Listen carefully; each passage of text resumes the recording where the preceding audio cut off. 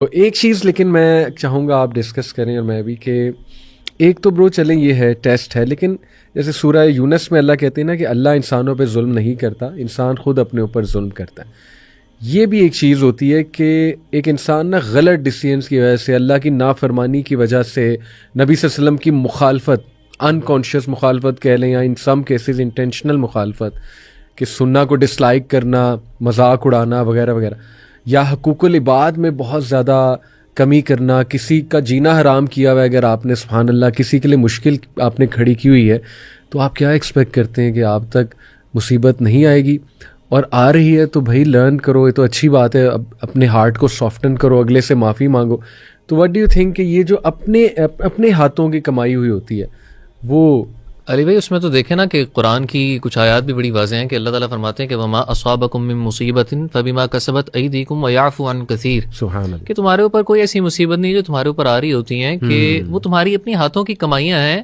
ویعفو عن کثیر، اور ہم تو بہت سے گناہوں کو معاف کر دیتے ہیں. بے شک یہاں تک کہ اس کا امپیکٹ اتنا بڑا ہے، بڑی مشہور آیت اللہ فرماتے ہیں نا کہ ظہر الفساد فی البر والبحر بما کسبت ایدی الناس، کہ ہمارے گناہوں کا امپیکٹ ہماری ذات تک نہیں بلکہ زمینوں اور یہاں تک کہ سمندروں تک پہنچ چکا ہوا ہے. اللہ، ٹھیک ہے، تو یعنی یہ بات انسان ذہن میں رکھے کہ ہم یہ نہ سمجھیں کہ یار ہم اگر تھوڑی بہت اپنی طرف سے ٹوٹی پھوٹی عبادات بھی کر رہے ہیں تو ہم پرفیکشن، جس طرح ہم نے شروع میں بھی بات کی، ہم اس طرح سے اللہ تعالیٰ کے حقوق ادا ہی نہیں کر سکتے جس طرح ادا کرنا حق ہے.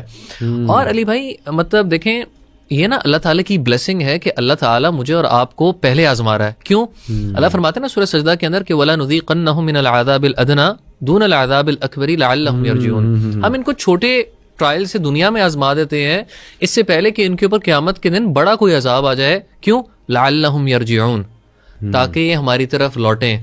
قرآن میں اور جگہ فرمایا لعلہم یتضرعون، شاید کہ یہ ہمبل ہو جائیں. لعلہم یتفکرون، شاید کہ یہ سوچیں. لعلہم یتذکرون، شاید یہ تھوڑی نصیحت حاصل کر لیں. تو اللہ تعالیٰ تو ہمیں بار بار موقع دے رہے ہیں so that we can turn back to him. اور اسی طریقے سے یہ جو علی بھائی دیکھتے ہیں نا، یہ آزمائشیں جو ہیں یہ ایک طریقے سے ہمیں اللہ تعالیٰ کی نا بلیسنگس کو اپریشیٹ بھی کرواتی ہیں. جس میں آپ نے وہ والی بات کی نا، اس پہ میں ایڈ یہ ضرور کروں گا جو آپ نے کہا نا کہ ان لوگوں کو دیکھو جن کے اوپر بڑی آزمائش آئی ہے. اب دیکھیں علی بھائی، دیکھیں دین نے کیا پرسپیکٹو دیا ہے اور ہم لوگ کیا پرسپیکٹو فالو کر رہے ہیں. دیکھیں اللہ کے رسول صلی اللہ علیہ وسلم نے یہ ترکیب دی کہ انظروا الی من هو اسفل منکم، look at those who are basically below you, جو کہ دنیاوی لحاظ سے تم سے نیچے ہیں. ولا تنظروا الی من هو فوقکم، اپنے سے اوپر لوگوں کو نہ دیکھو. کیوں؟ تاکہ اگر یہ تم کرو گے تو تم اللہ تعالیٰ کی نعمتوں کو بلٹل کرو گے. اور دیکھیں دنیا کے معاملے میں علی بھائی دیکھیں ہم کتنے عجیب ہو چکے ہیں. 2 لاکھ سیلری ہے تو 4 لاکھ چاہیے، 4 ہے تو 6 چاہیے، مہران ہے تو سٹی چاہیے، سٹی ہے تو BRB چاہیے. اور آخرت کا علی بھائی معاملہ آ جائے تو لوگ آگے سے کیا اسٹیٹمنٹ بولتے ہیں، او جی جنت میں ہی چلے گئے تو بڑی بات ہے. اللہ، یعنی آپ کا کیا ایک مائنڈ سیٹ ہے، آپ کا ویژن ہی کوئی، یعنی آپ دنیا، اس سے پتہ لگتا ہے کہ what do you really want. You want this دنیا، you are not striving for the آخرہ. جبکہ آخرت کے بارے میں اللہ تعالیٰ دنیا کے بارے میں فرماتے ہیں کہ جو مومن بندے نے کہا تھا فرعون کے دور میں کہ یا قومی انما هذه الحیات الدنیا متاع، اے میری قوم دنیا تو ٹیمپریری انجوائمنٹ ہے.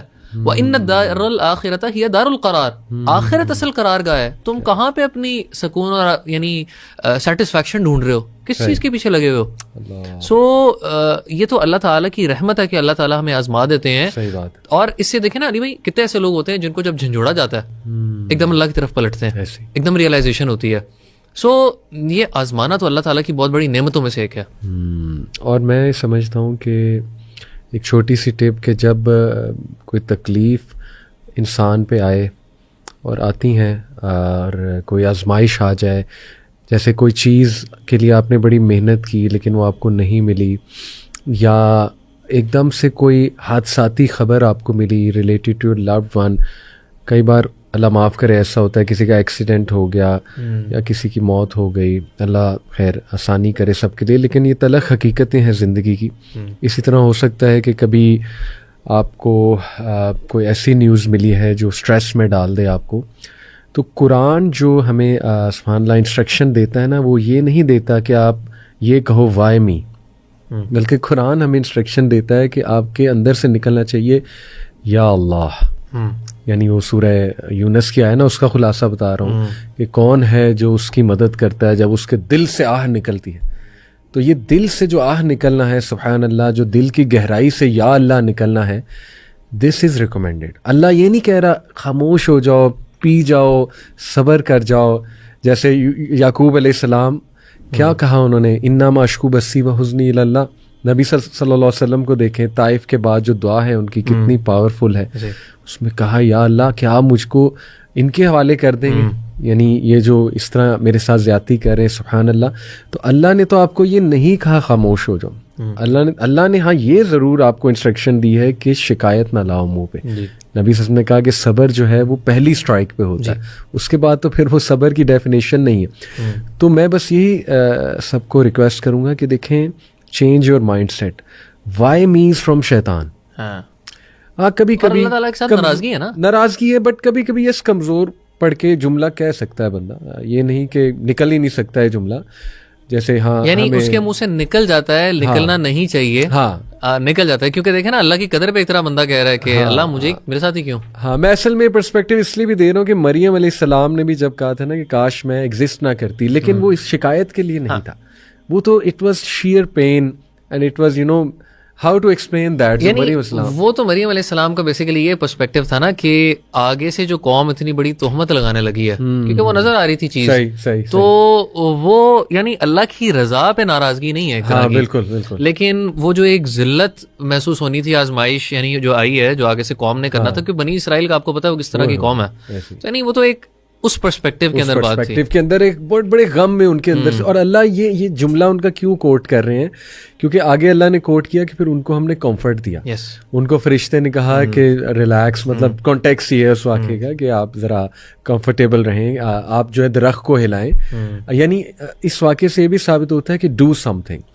ہاں آپ سولوشن اورینٹیڈ رہیں. تو دیکھیں قرآن سے یہی ثابت ہوتا ہے کہ وائی می کی بجائے آپ کے اندر سے نکل چاہیے یا اللہ، یعنی ایک آہ نکلنی چاہیے، اور اللہ ففروا الی اللہ، بھاگو اللہ کی طرف. اس میں نا مجھے ایک بڑی اچھی بات ذہن میں آئی کہ علی بھائی ادھر آپ سے میں چلے سوال کرتا ہوں، سوری آپ ہوسٹ ہیں لیکن میں تھوڑا سا آپ سے سوال کروں گا کہ علی بھائی آپ کو کیا لگتا ہے کہ ہمارے ادھر جب آپ کسی مرد سے پوچھتے ہیں، یہ تھوڑا ذرا مردوں سے ریلیٹڈ سوال ہے، جب کسی مرد سے آپ پوچھتے ہیں کہ تم اسموک یا ویپ کیوں کرتے ہو، تو علی بھائی سب سے کامن جواب کیا ہوتا ہے؟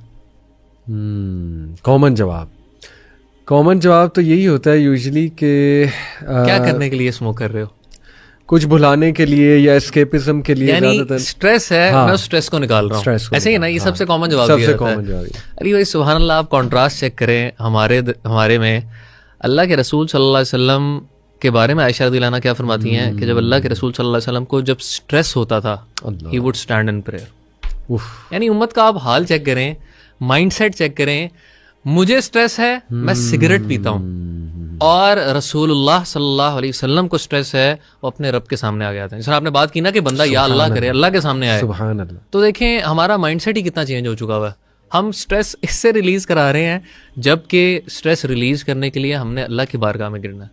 اور یہ بھی ون آف دا سائنس ہے کہ آپ کو آزمایا جا رہا ہے. اگر آپ کے اندر سے نیچرلی یا اللہ نکلا، ایک آہ نکلی ہے، جیسے اللہ گناہ گاروں کے بارے میں بھی کہتا ہے، اور ہم سب گناہ گار ہیں. سورہ آل عمران میں اللہ کہتا ہے، آیت نمبر 134 سے میرے خیال 136 تک ہے، کہ اللہ کہتا ہے نا کہ جب وہ کوئی گناہ کر لیتے ہیں تو ذکر کرتے ہیں، اللہ کو مینشن کرتے ہیں، اور اس کے بعد اپنے گناہ کی توبہ کرتے ہیں. تو ڈاکٹر حماد نے بڑا کمال ایک نا سین اسکیچ کیا. انہوں نے کہا کہ دیکھیں یہ بالکل اسی طرح کے ایک بندے پہ نا جذبات حاوی ہو گئے، اور اس کی وجہ سے وہ گناہ کر بیٹھا.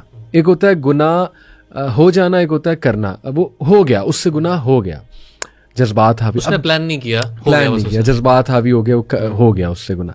اب جیسی وہ اسٹیٹ سے نکلا نا، یعنی تھوڑی سی گرافک بات ہو جائے گی لیکن اشارتاً کہ جب اس نے ریلیو کر لیا میں بھی اپنے آپ کو، جب وہ نکل گیا اس اسٹیٹ سے، تو فوراً نکلتے وہ جیسے ہوش میں آتا ہے نا، وہ کہتا ہے یا اللہ میں نے کیا کر دیا. تو انہوں نے کہا ایسے بندے کی انشاءاللہ معافی ہے، کیونکہ اس نے اس قرآن کی آیت کے مطابق اللہ نے ایسے بندوں کی تعریف کی ہے کہ وہ ایک دم جب ہوش میں آتے ہیں، مطلب یہی ہے، کانٹیکس یہی آیا گا، تو وہ فوراً اللہ تعالیٰ کا ذکر، یعنی اللہ کو مینشن کرتے ہیں، اللہ تعالیٰ کو ریممبر کرتے ہیں. اور یہ ون آف دا سائنز ہے کہ انشاءاللہ یہ چیز آپ کے لیے آزمائش ہے, آپ کے گناہ دھل رہے ہیں اور آپ کا دل سافٹن ہو رہا ہے اور آپ بھاگ رہے ہیں, اللہ کی طرف بھاگ رہے ہیں. آپ ادھر ادھر نہیں بھاگ رہے, یعنی سگریٹ کی طرف نہیں بھاگ رہے یا باقی چیزوں کی طرف نہیں بھاگ رہے, آپ اللہ کی طرف بھاگ رہے ہیں کہ اللہ اب میں کہاں جاؤں, یہ چیز پہاڑ کی طرح میرے اوپر ہے, مجھے بچا لے. جیسے ایک بچہ جو ہے نا وہ ماں کی گود میں آتا ہے, گود میں چھپتا ہے, ماں کے آنچل میں آ کے چھپ جاتا ہے. تو یہ تو میں کہتا ہوں سائن آف ایمان ہے, سبحان اللہ. اور اس پہ تو خوش ہونا چاہیے کہ یہ ایک ایسی آزمائش ہے جس سے مجھے آزمایا جا رہا ہے جو مجھے اللہ کے قریب لا رہی ہے.